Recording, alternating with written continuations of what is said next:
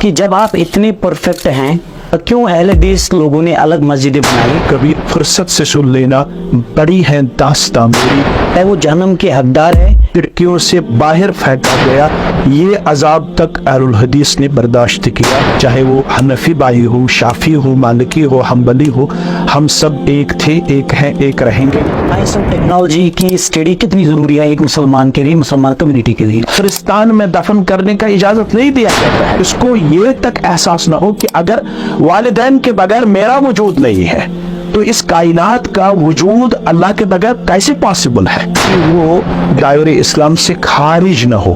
درود شریف کی کتنی فضیلت ہے؟ درود شریف تو فرض ہے۔ میں لیکچرر شاہد لطیف، دا مسلم لائن میں آپ کا ویلکم ہے۔ آج ہمارے ساتھ جڑ چکے ہیں جموں کشمیر کے فیمس اسلامک سکالر جناب مولانا مشتاق احمد ویری صاحب۔ ویری صاحب، دا مسلم لائن میں آپ کا ویلکم ہے۔ جزاک اللہ خیر، بارک اللہ۔ درود شریف کی کتنی فضیلت ہے؟ الحمدللہ وکفا والصلاة والسلام علی نبی المصطفیٰ نبینا محمد وآلہ وصحبہ اجمعین، اما بعد۔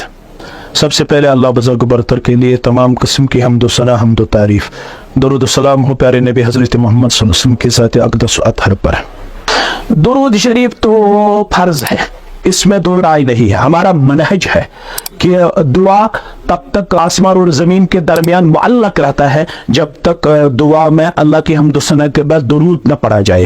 ہمارا نہ فرض تب تک قبول ہے، نہ سنت تب تک قبول ہے، نہ نفل تب تک قبول ہے۔ ہمارا ایمان تب تک نامکمل ہے جب تک ہم آپ صلی اللہ علیہ وسلم پر درود نہ بھیجے، درود نہ پڑھے۔ اس میں کوئی لمیٹیشن نہیں ہے، اس میں کوئی گنتی نہیں ہے۔ یہ انسان کو، مسلمان کو اپنا وظیفہ بنانا چاہیے، اٹھتے بیٹھتے سوتے جاگتے آپ صلی اللہ علیہ وسلم پر درود پڑھنا چاہیے۔ یہ ہمارا طر امتیاز ہے کہ ہم وہی الفاظ درود میں پیش کرتے ہیں جو آپ صلی اللہ علیہ وسلم کو خود سکھائے۔ ویری صاحب، پورے جموں کشمیر میں اور جموں کشمیر کے باہر بھی ایون، چاہے ہم بات کریں بریلویوں کی، چاہے دیوبندیوں کی بات کریں، یا جماعت اسلام کی بات کریں، یا کسی اور گروپ کی بات کریں، لیکن ویری صاحب آپ کو پسند کرتے ہیں۔ میں نے خود بھی ایکسپیرینس کیا، آپ کا وہ سنتے ہیں سوشل میڈیا پہ، تو اس چیز کو آپ کتنی بڑی اچیومنٹ سمجھتے ہیں؟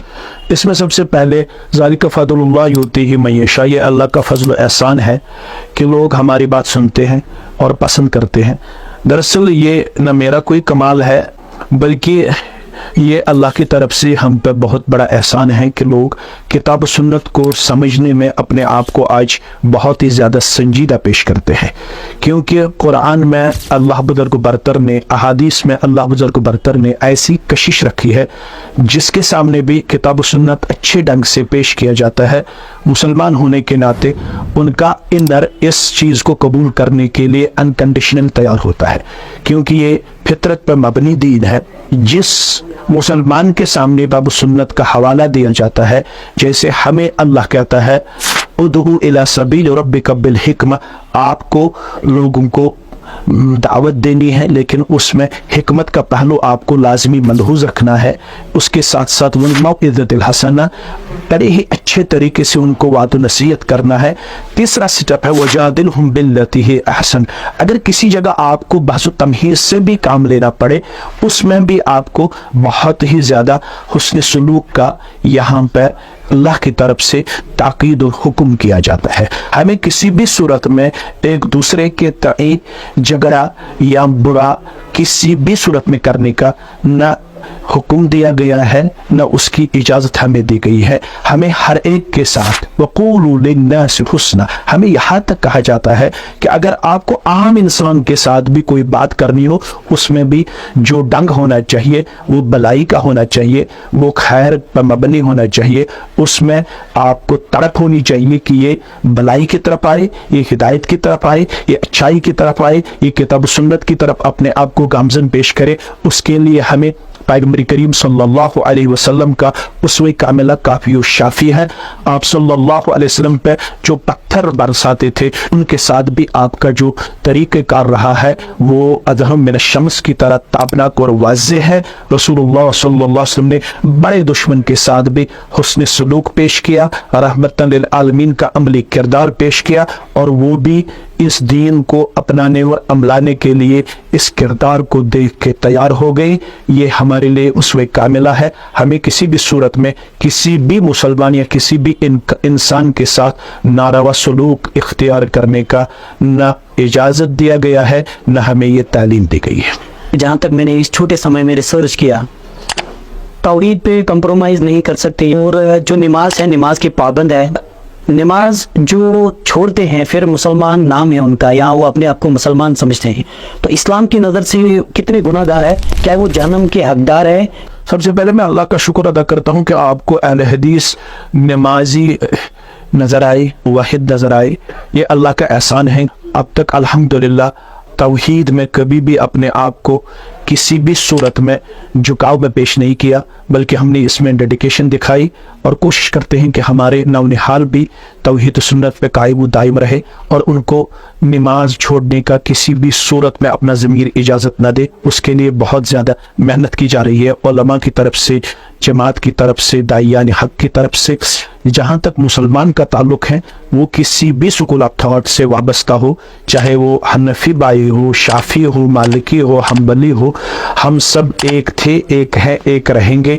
ہمارا موٹیو ایک ہے، ہمارا ہدف ایک ہے، ہمارا ٹارگٹ ایک ہے، ہمارا سلیبس ایک ہے۔ ہمیں یہ کہا جا رہا ہے ترکت فیکم امرین، آپ کے درمیان میں نے دو مضبوط چیزیں چھوڑی، جب تک ان دو چیزوں کے ساتھ آپ اپنے آپ کو اوبیڈنٹ پیش کرو گے، تب تک آپ کو کسی بھی صورت میں کوئی ویکنس، کوئی کمزوری اور کوئی نکما پن آپ کو نظر نہیں آئے گا، بلکہ آپ لوگ ہائنس رہو گے، آپ لوگ کامیاب و کامران اپنے آپ کو پاؤ گے۔ اس چیز کو جب ہم ڈیپلی اسٹڈی کرتے ہیں تو اس میں نماز کو ایسی تشبیہ دی گئی ہے کہ جیسے انسان چہرے سے، سر سے پہچانا جاتا ہے۔ اگر سر نہ ہو، صرف باقی در ہمیں نظر آئے، باقی پوٹ ہمیں نظر آئے، تو انسان کی پہچان گم ہوتی ہے، انسان کی پہچان ضائع ہوتی ہے۔ اسی طریقے سے اسلام میں نماز کا مقام ہے۔ جو مسلمان اپنے آپ کو کہتا ہو، اگر وہ نماز کا پابند نہ ہو، وہ کبھی کبھار نماز پڑھتا ہو، تو اس کو اپنے آپ پہ سوچنے کی ضرورت ہے، کہیں وہ دائرہ اسلام سے خارج نہ ہو، کیونکہ بین العبد والکفر والشرک ترک الصلاۃ، ایک کافر اور ایک مشرک اور مسلمان کے درمیان جو عمل فرق کرتی ہے وہ نماز ہے۔ محمد رسول اللہ صلی اللہ علیہ وسلم کا فرمان مقدس ہے، وَجُعِلَتْ قُرَّةُ عَيْنِي فِي الصَّلَاةِ، یہ جو میری آنکھیں ہیں، میری آنکھوں کی ٹھنڈک نماز میں رکھی گئی ہے۔ رسول اللہ صلی اللہ علیہ وسلم کا فرمان ہے، من ترک صلاۃ متعمدا فقد کفر، جس نے جان بوجھ کے نماز چھوڑی وہ کفر کے قریب ہوتا ہے، اس کو پھر کافر بننے میں زیادہ دیر نہیں لگتی ہے۔ اس لیے سوچنا چاہیے کہ یہ میں عبداللہ ہو کے، عبد الرحمن ہو کے، فاطمہ ہو کے، کلثوم ہو کے، مشتاق احمد، فاروق احمد نام رکھنے کے باوجود میں اگر اپنے آپ کو کافرانہ کردار میں پاؤں تو یہ ہمارے لیے ٹوٹلی انفارچونیٹ ہے، یہ پوری امت کے لیے انفارچونیٹ ہے، بدقسمتی ہے۔ لہٰذا ہمیں یہ کہا جا رہا ہے مروا اولادکم بالصلاۃ وہم ابناء سبع سنین، جب آپ کا بچہ 7 سال کا ہو جائے اسی عمر سے بچے کو نماز کی طرف ہمیں لگانا ہے، یہ ہمیں اسلامی تعلیم دی گئی ہے۔ وَضْرِبُوهُمْ عَلَيْهَا وَهُمْ 10 سنین، اگر 10 سال کا ہوتے ہوئے میرا بچہ اور میری بچی نماز نہ پڑھے تو ہمیں پھر اس کو پنشمنٹ دینے کا اختیار دیا گیا ہے، پنشمنٹ سزا دینے کا ہمیں یہاں پہ حدیث میں اختیار دیا گیا ہے۔ لہذا بڑے ہو کے، چھوٹے ہو کے اگر ہم نماز سے اپنے آپ کو بعید پیش کرتے ہیں تو یہ اس مسلمان کی سب سے بڑی بدقسمتی ہے، اس کو اپنے آپ پہ سوچنے کی ضرورت ہے، اور کہیں وہ مسلمان ہو کے بھی غیر مسلموں میں شمار نہ ہو، یہ اس کے لیے لمحہ فکریہ ہے۔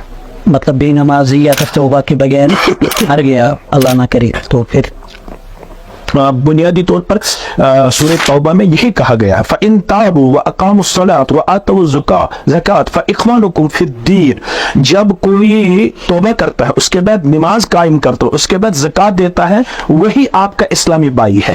جو نماز نہیں پڑھتا ہے اس کو اسلامی برادری سے کوئی تعلق نہیں بیان کیا گیا ہے، وہ اسلامی برادری میں ہونے کے باوجود اسلامی برادری سے کٹ کے اپنے آپ کو پیش کرتا ہے۔ اگر وہ نماز نہیں پڑھتا ہے، بھلا اس کا نام کیا بھی رکھا گیا ہو، وہ اسلامی برادری میں شامل نہیں ہوتا ہے، وہ اسلامی برادری سے الگ رکھا گیا۔ یہاں تک کہ علماء کہتے ہیں کہ اگر بے نمازی اسی حالت میں مر جائے کہ انہوں نے کبھی نماز نہیں پڑھی ہوگی تو آپ کو اس کا جنازہ پڑھنے کی इस्लामिकली परमिशन नहीं दिया जाता है।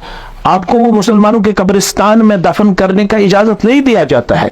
ये बहुत ही बड़ा संजीदा मामला है, इसमें हमें सोचने की जरूरत है। यहां तक उलमा कहते हैं कि अगर मियां बीवी के दरमियान नमाज की फर्क आपको नजर आएगी, एक बेनमाजी बन गया, जो बानमाज उसका शौहर है या बीवी है, वो बार बार उसको कहती है या बार बार कहता है कि नमाज पढ़ो नमाज पढ़ो। अगर बीवी नमाज नहीं पढ़ती है, अगर शौहर नमाज नहीं पढ़ता है, तो यहां तक साले उसैमन का फतवा है कि वो अपने आप में निकाह फिस्क पाते हैं, फिर उनको आपस में अज़दवाजी ताल्लुकात इख्तियार करने की इजाजत नहीं दिया जाता है, वो निकाह में अपने आप को नहीं पाते हैं, उनको फिर अलग अपनी जिंदगी बसर करनी होगी, क्योंकि एक बानमाज मुसलमान को बेनमाजी के साथ जिंदगी के लम्हात बसर करने की इजाजत नहीं दी जाती है।